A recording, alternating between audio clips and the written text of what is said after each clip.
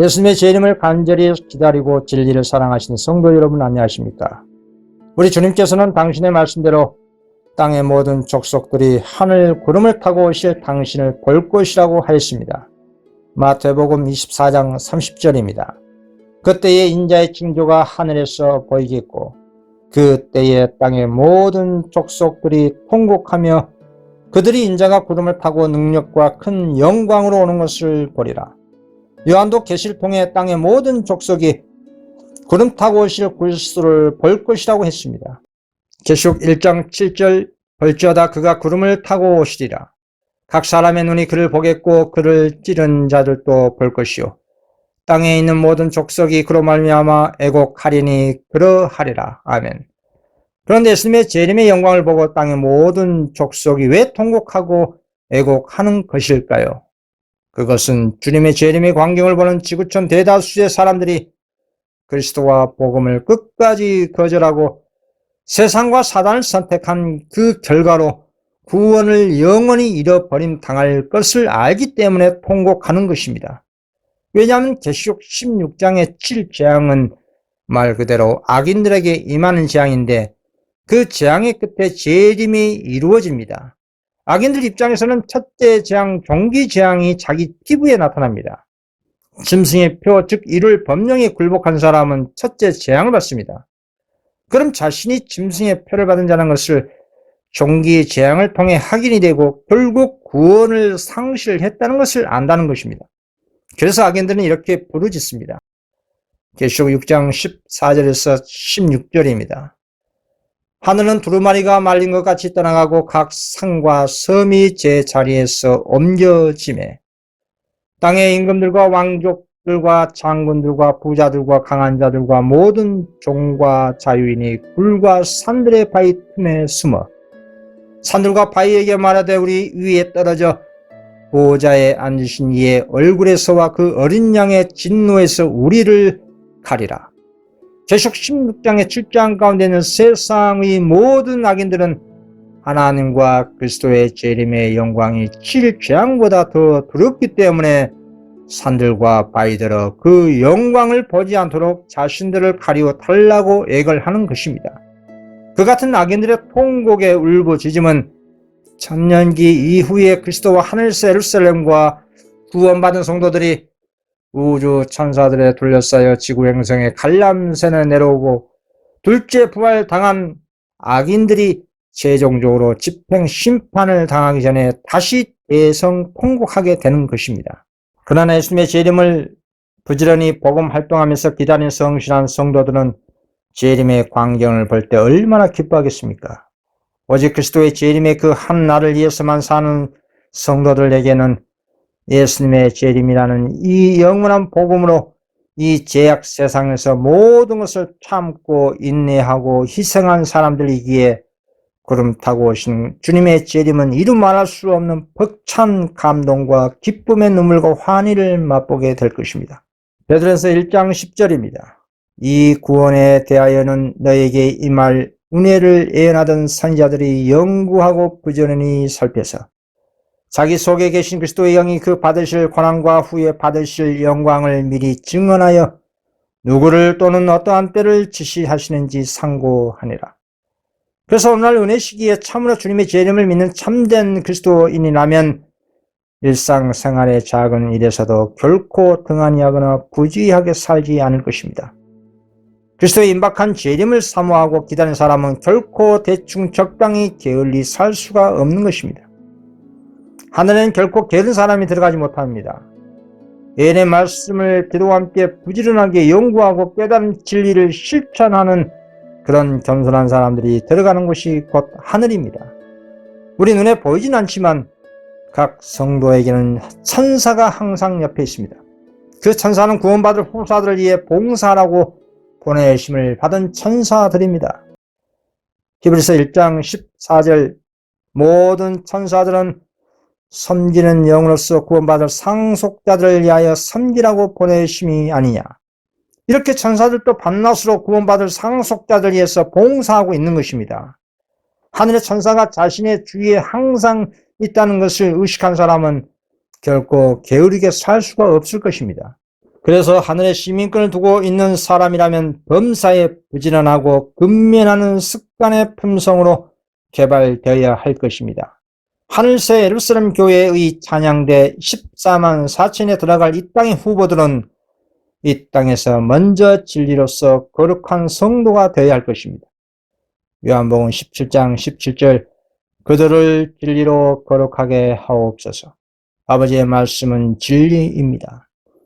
하나님은 우리 각자에게 하늘의 거룩한 품성을 형성하도록 오늘날 이 은혜의 시간을 주셨습니다. 이 은혜의 시간은 각자마다 어떻게 선용하고 있을까요?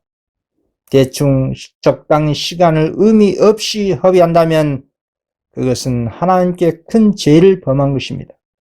성경은 시간을 매우 가치 있게 사용하라고 권면합니다. 에베소서 5장 15절에서 17절 말씀입니다. 그런즉 너희가 어떻게 행할지를 자세히 주의하여 지혜 없는 자 같이 말고 오직 지혜 있는 자 같이 하여 세월을 아끼라. 때가 악하니라. 그러므로 어리석은 자가 되지 말고 오직 주의 뜻이 무엇인가 이해하라. 우리의 시간은 하나님께 속한 것입니다. 주님께서 우리에게 위탁한 이 은혜의 시간을 하나님의 영광을 위하여 사용해야 할 엄숙한 의무가 있는 것입니다. 시간의 가치는 이루 헤아릴 수가 없습니다. 우리의 모범자이신 예수님께서는 매 분초마다 시간을 귀중하게 여기셨고 사용하셨습니다. 우리도 시간을 그와 같이 1분 1초를 귀중하게 여겨야 한다 이 말입니다.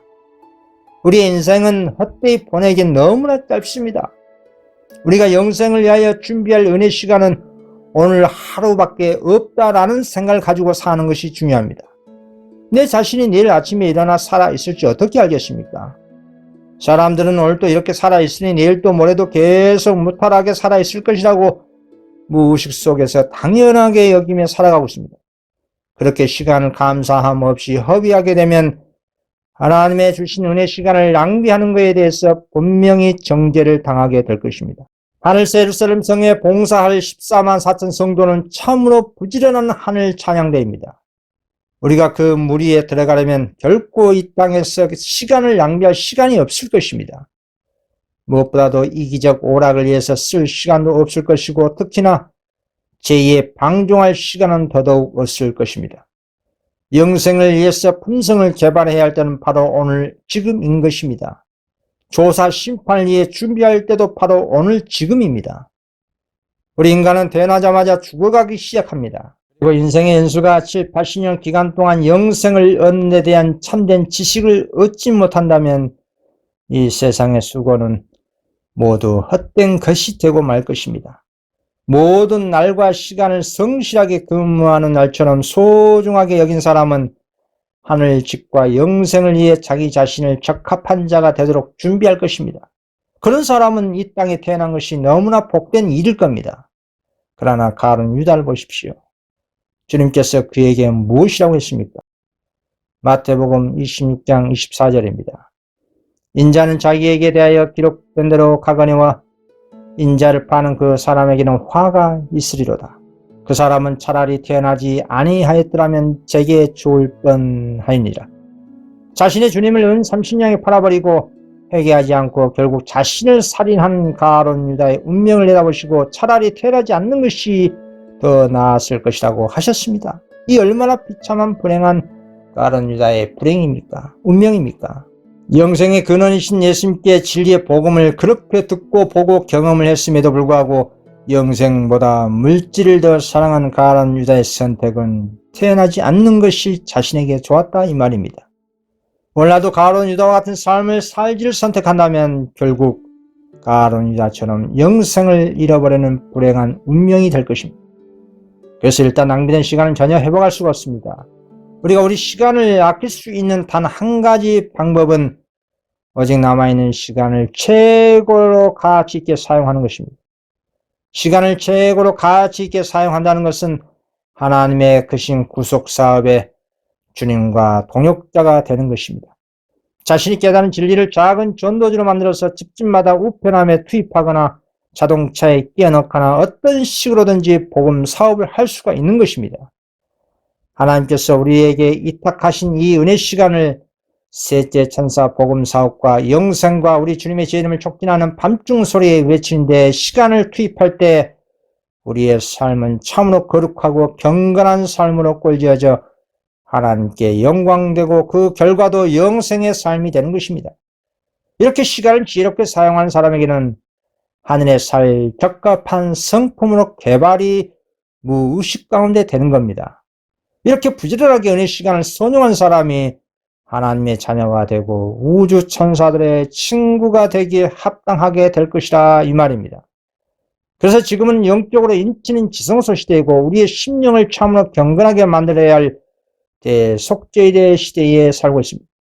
우리는 동료 인간의 구원을 위해 일할 때라 이 말입니다. 어떤 사람들은 주님의 사업을 위해 11조와 물질만 바치면 그것이 자신들이 해야 할 신앙의 본분을 다 했다고 생각하는데 아주 위험한 생각입니다.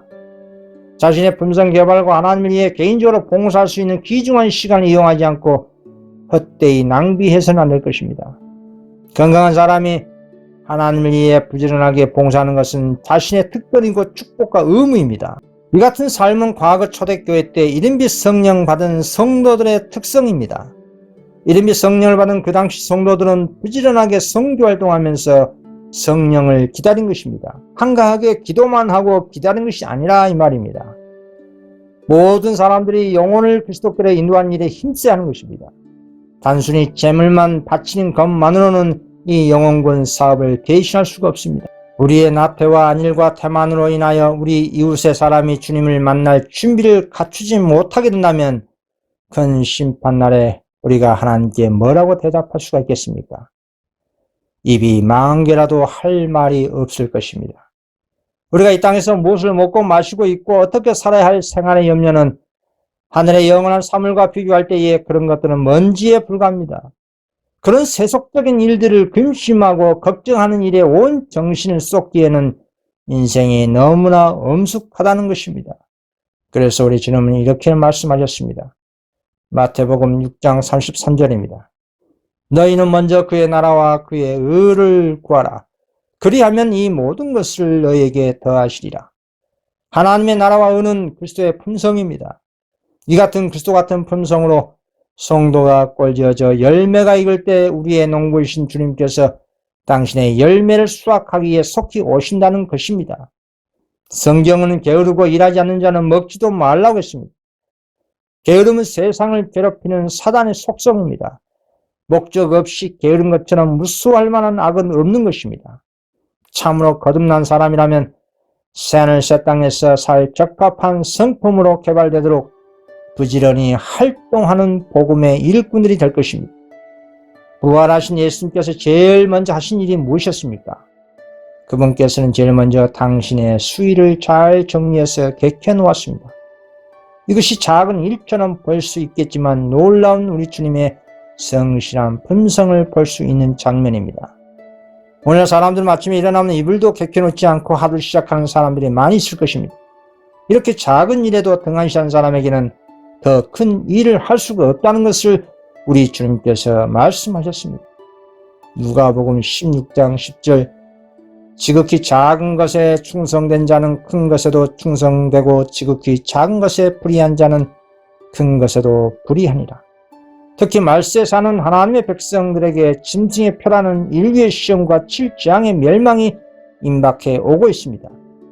그래서 사단은 자신의 사자들과 함께 여자의 남은 자손 신앙을 전복시킬 가장 성공적인 계획에 대해 열심히 모략을 펼치고 있는 중입니다. 사단이 세상의 규모가 매우 큰 교회들이 이미 자기의 속이는 힘에 의해서 혼수 상태에 빠진 것을 잘 알고 있습니다. 사단이 영적으로 잠들어 있는 교회들을 가장 쉽게 지배할 수 있는 방법 중에 하나가 사람들의 육신적인 기분을 즐겁게 하는 계병과 거짓 기적으로 수많은 교회들을 자기 세력으로 계속 붙들어 둘 수가 있는 것입니다. 그러나 사단과 그의 부하들이 특별히 신경 쓰고 있는 세력은 그리스도의 재림을 사모하고 하나님의 모든 계명을 지키려고 애쓰는 자들을 미혹하기 위해서 특별한 올무를 놓고 있다는 겁니다. 이 올무는 인간이 생각하기에 상상 초월하는 것이고 수단과 방법을 가리지 않는다는 겁니다. 사단 자신의 최후의 운명을 앞당기는 최악의 올무가 무엇일까요? 그것은 계시록 13장에 예언된 짐승의 표에 대한 예언입니다. 계시록 13장 15절에서 17절입니다. 그가 건설받아 그 짐승의 우상에게 생기를 주어 그 짐승의 우상으로 말하게 하고 또 짐승의 우상에게 경배하지 아니한 자는 몇이니 다 죽이게 하더라. 그가 모든 자 곧 작은 자나 큰 자나 부자나 가난한 자나 자유인이나 종들에게 그 오른손이나 이마에 표를 받게 하고 누구든지 표를 가진 자 외에는 매매를 못하게 하니 이 표는 곧 짐승의 이름이나 그 이름의 수라. 이를 법령이라는 짐승의 표 예언이 성취되는 과정도 인간에게 매우 고통스러운 일들입니다. 이를 법령이 제정되기까지의 그 과정이 무엇일까요? 그것은 오늘날 전 세계적인 이슈가 되고 있는 지구온난화 현상에 의한 기후재난들입니다. 극단적인 폭염과 홍수, 혹한, 태풍, 산불, 지진, 원역, 전쟁, 이 기후재앙들은 계시록 16장 7재앙의 전조 현상들입니다. 이 같은 전 세계적인 기후재난들로 인해서 누가 가장 고통을 받을까요? 그것은 인간입니다. 특히 사회에서 가장 약자 계층에서 고통을 많이 받게 될 것입니다. 그리고 지구촌 국가 중에서 하나님의 축복을 가장 많이 받은 개신주 미국에서 기후위기가 가장 심각하게 일어날 것을 성경은 예언합니다. 계시록 13장 12절에서 14절입니다. 그가 먼저 나온 짐승의 모든 권세를 그 앞에서 행하고 땅과 땅에 사는 자들을 처음 짐승에게 경배하게 하니 곧 죽게 되었던 상처가 나온 자니라. 큰 이적을 행하되 심지어 사람들 앞에서 불이 하늘로부터 땅에 내려오게 하고 짐승 앞에서 받은 바 이적을 행함으로 땅에 거하는 자들을 미혹하며 땅에 거하는 자들에게 이르기를 칼에 상했다가 살아난 짐승을 위하여 우상을 만들라 하더라. 이 예언은 개신교 미국이 기후재앙을 가장 많이 받는데 그 해결책을 종교계에 의존하게 될 것을 말하는 것입니다.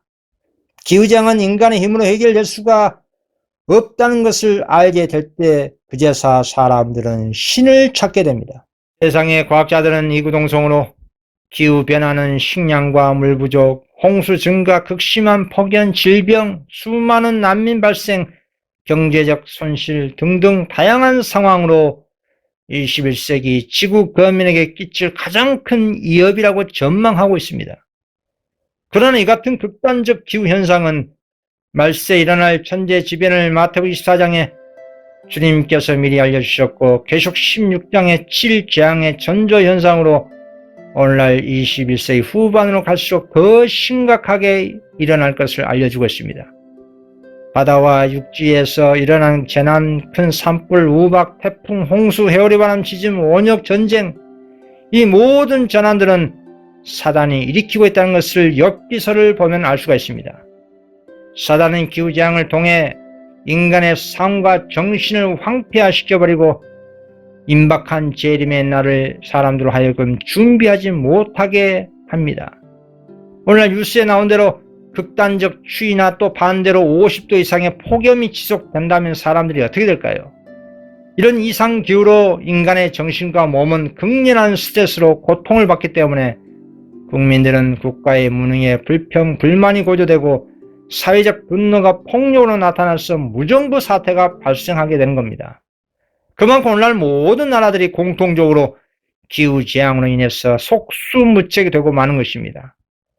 과연 이런 기후재난들을 인간의 능력으로 해결할 수 있을까요? 물론 끊임없이 각 나라에서는 해결책을 시도하려고 하겠지만 결국은 문제 해결책을 다른 데서 찾게 될 것입니다.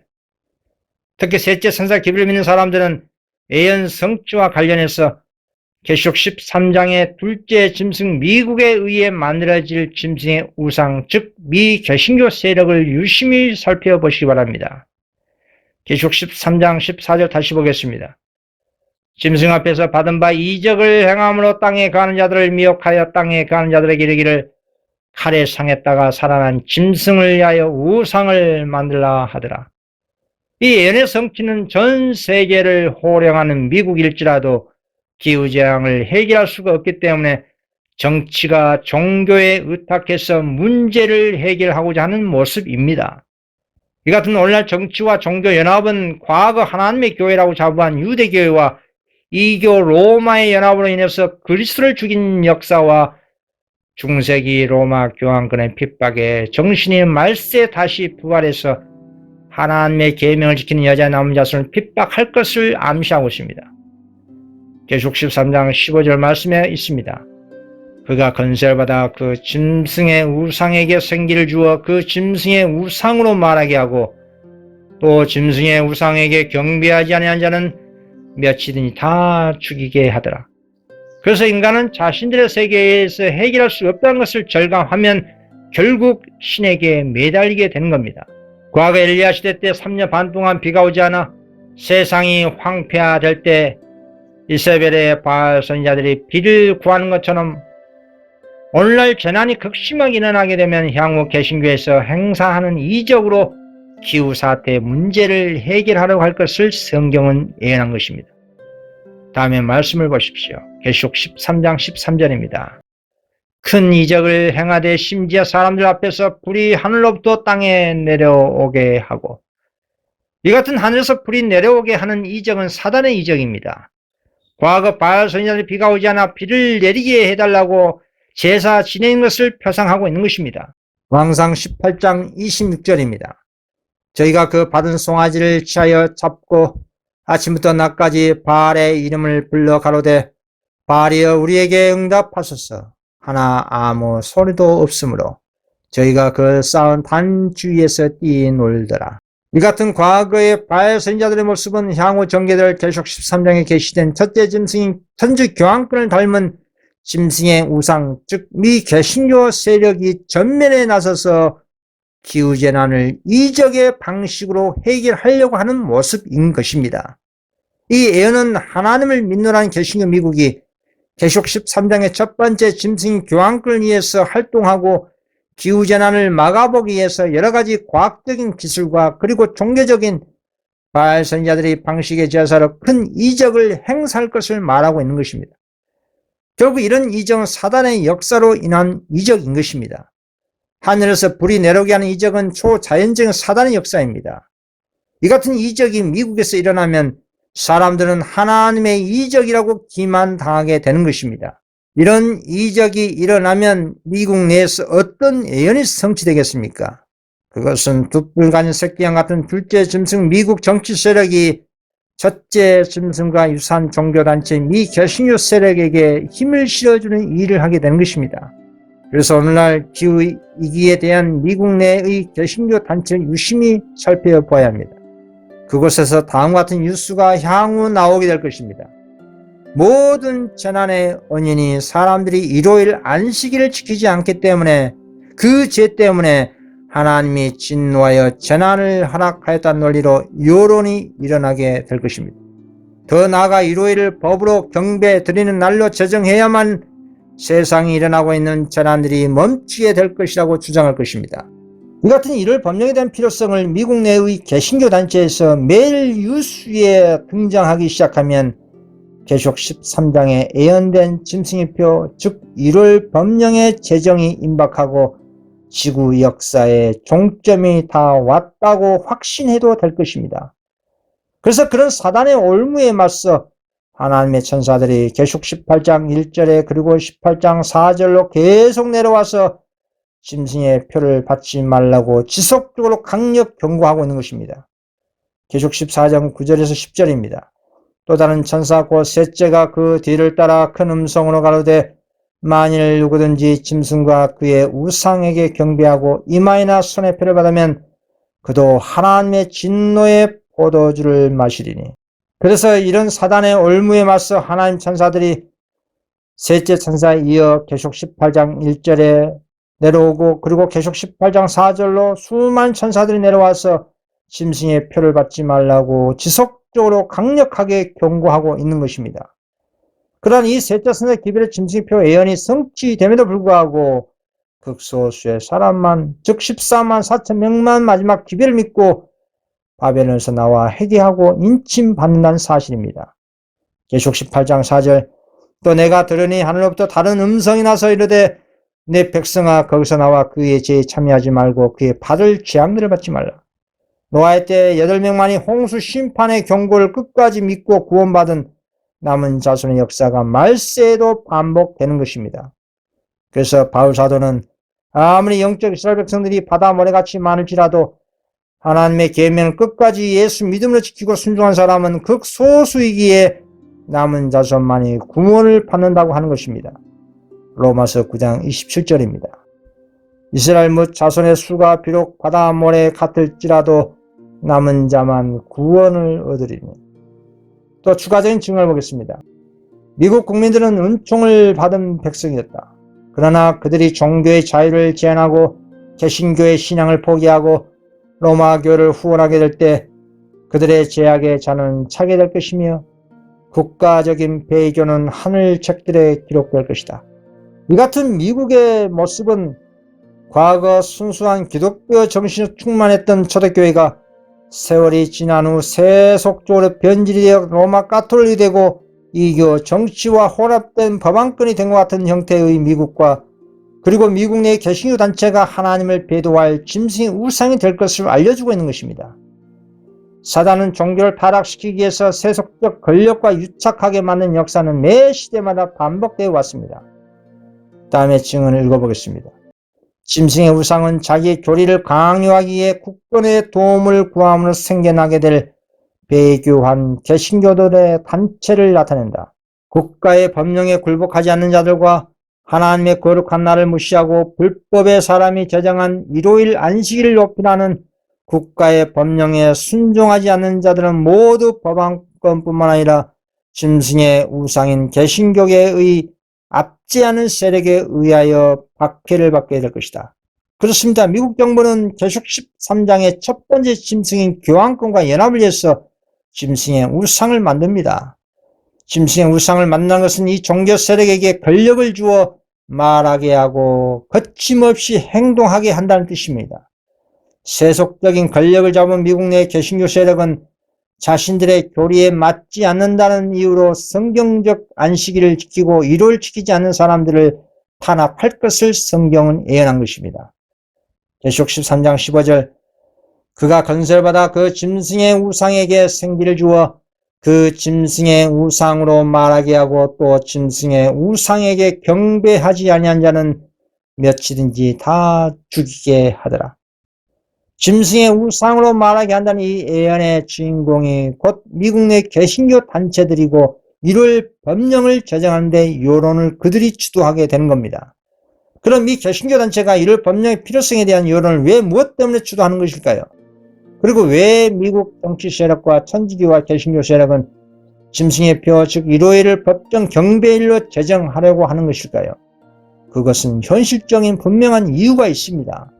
다시 말씀드리면 앞에서 언급했던 것처럼 사단은 이 세상에 끊임없이 천재지변의 전환들이 일어나게 합니다. 이 천재지변은 오늘날 우리가 겪고 있는 지구온난화의 결과인 기후재앙들입니다. 사단이 일으키는 천재지변은 계명을 지키는 하나님의 남은 백성을 멸절시키기 위해서 선악간의 대쟁투의 관점에서 보아야 이해가 되는 겁니다. 그래서 사단은 수단과 방법을 가리지 않고 천재지변과 그리고 이를 법을 제정해서 하나님의 계명을 지키는 백성을 공격하는 것입니다. 천재지변과 이를 법령은 인간의 삶을 완전히 변개시키는 일입니다. 생계에 직접적인 타격을 주는 일입니다. 그 예언의 말씀을 보겠습니다. 계시록 12장 17절입니다. 용이 여자에게 분노하여 돌아가서 그 여자의 남은 자손 곧 하나님의 계명을 지키며 예수의 증거를 가진 자들과 더불어 싸우려고 바다 모래에 섰더라. 과거 하나님께서 욥을 의로운 자, 정직한 자, 온전한 자, 악에서 떠난 자라고 인정하셨습니다. 그러나 사단은 주님께서 인정하신 경건한 욥을 아무 이유 없이 참수했습니다. 사단의 참소 논리는 하나님께서 욥에게 물적인 축복을 주시기 때문에 욥이 그 대가로 하나님을 경외하는 것이 아니겠습니까? 라는 겁니다. 그러니 주님의 축복을 욥에게 모두 거두시면 욥이 하나님을 욕할 것입니다. 라고 한 사단의 참소 논리로 시작된 것이 욥에게 임한 천재지변들입니다. 이 천재지변의 재앙으로 인해서 욥의 재산과 건강과 가족관계, 인간관계 그리고 신앙을 무너뜨리려고 한 것이었습니다. 이것은 사단의 계획이었습니다.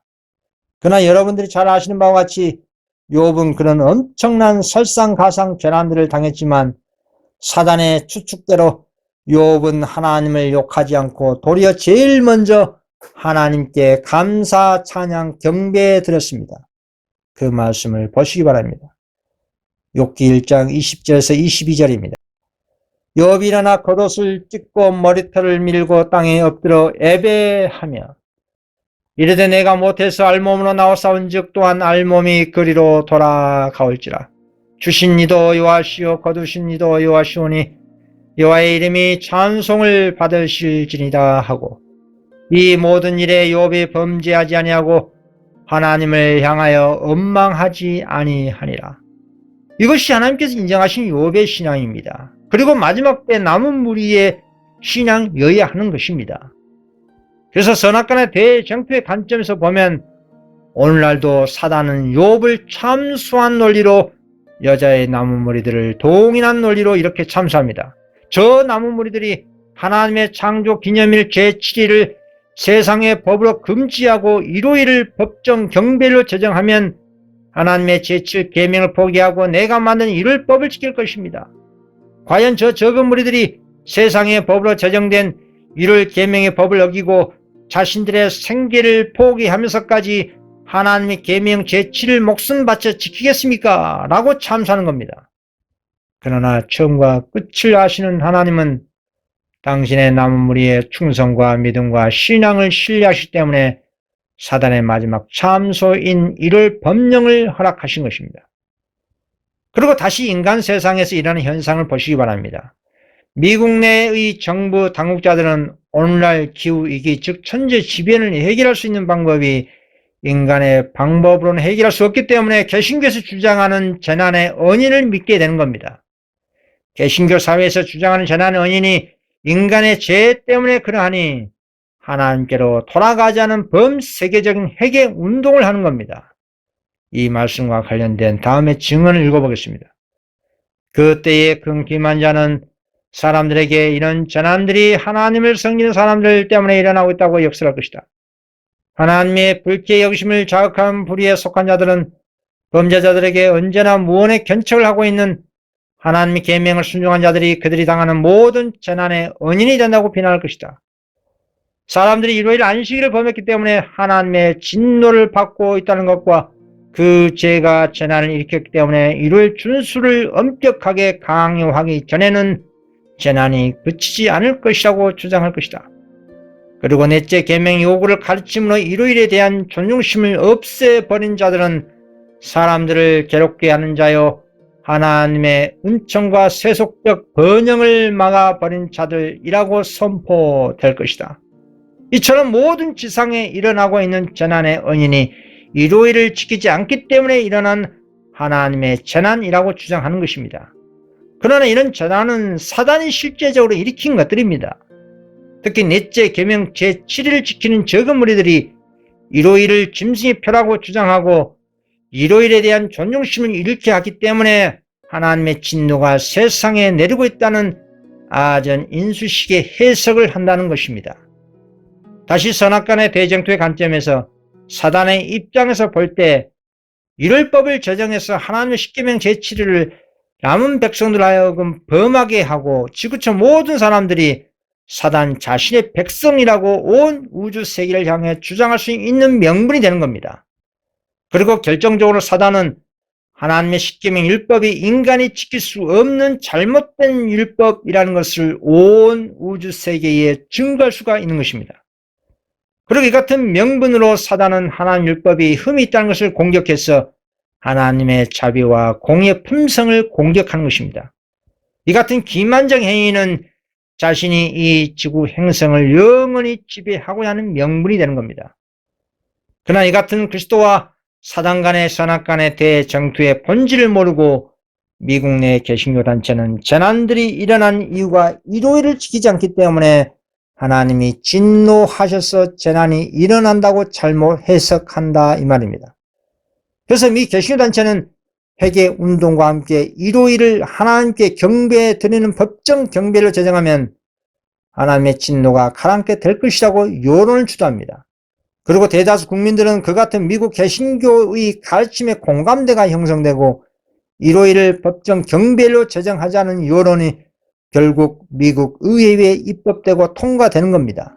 이것이 짐승의 표가 되는 것이고 일요일 신성설로 발전되는 모습인 것입니다. 또 다음에 영감은 글을 읽어보겠습니다. 교회와 국가의 지도자들은 모든 계층의 사람들로 하여금 일요일을 존중하게 하고자 매수하고 설득하고 강요하기 위하여 연합할 것이다. 그들은 신적 건의의 부족을 압제적 법령으로 보충할 것이다.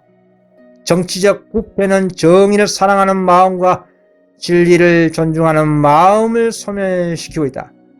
그리고 심지어 자유의 나라 미국에서까지도 그 이정자와 입법자들은 일반 사람들의 환심을 사기 위하여 일요일 준수를 강요하는 법령에 대한 민중의 요구에 굴복할 것이다. 미국 내 개신교계가 지도하는 일요일 법령의 필요성에 대한 당위성이 국민들에게 인기와 후원을 받은 여론이 형성되면 입법자들은 당연히 국민들의 요구를 받아들일 수밖에 없는 것이 이 세상 정치 권력의 속성입니다. 왜냐하면 이정자들은 국민들의 표를 의식해야 하기 때문입니다. 그리고 이 같은 미국을 필두로 해서 지구촌 모든 나라들이 미국의 본을 따라 일요일 법령을 제정하는 것입니다. 이것이 계속 13장의 짐승표 예언에 성취된 과정입니다. 대기만자 사단은 왜 이렇게 하나님의 네 번째 계명 제7을 집중적으로 공격을 하는 것일까요? 거기에는 분명한 영적인 또 다른 이유가 있습니다. 야고보서 2장 10절입니다. 누구든지 온 율법을 지키다가 그 하나를 범하면 모두 범한 자가 되나니. 사단이 그렇게 증오한 하나님의 십계명 네 번째 계명에는 그리스도의 창조의 능력을 증거하고 있습니다. 창세기 2장을 보시면 하나님의 6일 천지 창조 후 제7일에 복을 주시고 거룩하게 하시고 안식하셨다고 하셨습니다. 창세기 2장 1절에서 3절입니다. 천지와 만물이 다 이루어지니라. 하나님이 그가 하시던 일을 7째 날에 마치시니 그가 하시던 모든 일을 그치고 7째 날에 안식하시니라. 하나님이 그 7째 날을 복되게 하사 거룩하게 하셨으니 이는 하나님이 그 창조하시며 만드시던 모든 일을 마치시고 그날에 안식하셨음이니라. 참으로 놀라운 말씀입니다. 여러분 성경 69권 중에 특정 날짜에 복되다고 하시고 거룩하게 하시고 안식하셨다는 장면이 유일하게 이 장면에서만 있는 겁니다. 일반적으로 우리 인간에게 복 주시고 거룩하게 하시는 말씀 많이 있지만 날짜인 제7일에 복되게 하시고 거룩하게 구별하시고 안식하신 것입니다. 이것은 세상 그 어느 신도 할 수 없는 선포인 것입니다. 즉 유일하게 창조주 그리스도께서만이 하실 수 있는 말씀인 것입니다. 온 우주 만물을 창조하신 창조주만이 당신의 창조의 기념일을 특정해서 선포할 수가 있는 것입니다. 그날이 거룩한 주님의 날 제7일이라는 것입니다. 그리고 그리스도께서는 이 안식일을 유대인들의 날이 아니라 모든 인간의 유익을 위해서 제정하셨다고 하셨습니다. 마태복음 2장 27절에서 28절입니다. 또 이르시되 안식일이 사람을 위하여 있는 것이요 사람이 안식일을 위하여 있는 것이 아니니 이러므로 인자는 안식일에도 주인이니라. 그렇습니다. 사단은 창조의 능력의 표징인 안식일을 싫어한 이유가 여기에 있는 것입니다. 안식일은 그리스도의 창조의 능력의 증거가 된 표징이기 때문에 사단은 이 거룩한 날을 매우 증오하는 것입니다. 또한 이 거룩한 제7일은 하나님께서 당신의 백성을 구속하시고 거룩하게 하시는 성화의 표징이 되는 겁니다. 다음에 증언을 보겠습니다. 주님께 거룩한 안식일을 지키는 것은 곧 영원한 구속을 의미하는 것이다. 하나님께서 말씀하시기를 나를 존중히 여기는 자를 내가 존중히 여기리라 하신다. 에스겔 10장 12절 또 내가 그들을 거룩하게 하는 여호와인 줄 알게 하려고 내 안식일을 주어 그들과 나 사이에 표징을 삼았노라. 출애굽기 31장 13절 너는 이스라엘 자손에게 말하 이르기를 너희는 나의 안식일을 지키라. 이는 나와 너희 사이에 너희 대대의 표징이니 나는 너희를 거룩하게 하는 여호와인 줄 너희가 알게 함이라. 이스라엘 백성들이 애굽에서 나와 지상 가나안에 들어갈 때 안식일이 이스라엘과 세상과 구별하는 표징이 되었던 것처럼 지금도 안식일은 하나님의 백성들이 세상에서 나와서 하늘 가나안으로 들어가는 자들을 구별한 표징인 것입니다. 또 안식일을 거룩히 지킨 사람들에게 안식일은 곧 성화의 표징입니다. 참된 성화는 하나님과 일치하고 품성이 하나님과 하나가 되는 것입니다. 성화는 하나님의 품성의 사본인 언측들의 순종함으로써 얻어지는 것입니다. 그래서 안식일은 곧 순종의 표징이 되는 것입니다. 넷째 계명을 진심으로 순종하는 자는 온 율법을 온전히 순종할 것입니다. 성도에게 나타나기 같은 믿음과 순종은 하나님의 은혜와 그리스도의 보혈과 성령의 능력으로 이루어진 놀라운 믿음으로 말미암은 의이고 하나님의 놀라운 기적인 것입니다. 그래서 사단은 하나님의 계명 중에 그 어느 것 하나도 우리 인간이 범하게 되면 모든 계명을 범한 것이 되기 때문에 특별히 창조기념일 제7일을 범하게 하는 것이 사단의 괴락입니다. 그래서 십계명 네 번째 계명이 오늘날 마지막 때 선악간의 대쟁투의 초점이 되는 것입니다. 그리고 계속 13장에 예언된 짐승편 이를 법령과 그 법령에 경배하지 말라는 계속 14장의 새 천사의 경고와 함께 바벨론의 무너짐을 선포하고 그곳에서 나오라는 경고를 하고 있는 것입니다. 계속 18장 4절입니다. 또 내가 들으니 하늘로부터 다른 음성이 나서 이르되 내 백성아 거기서 나와 그의 죄에 참여하지 말고 그가 받을 재앙들을 받지 말라.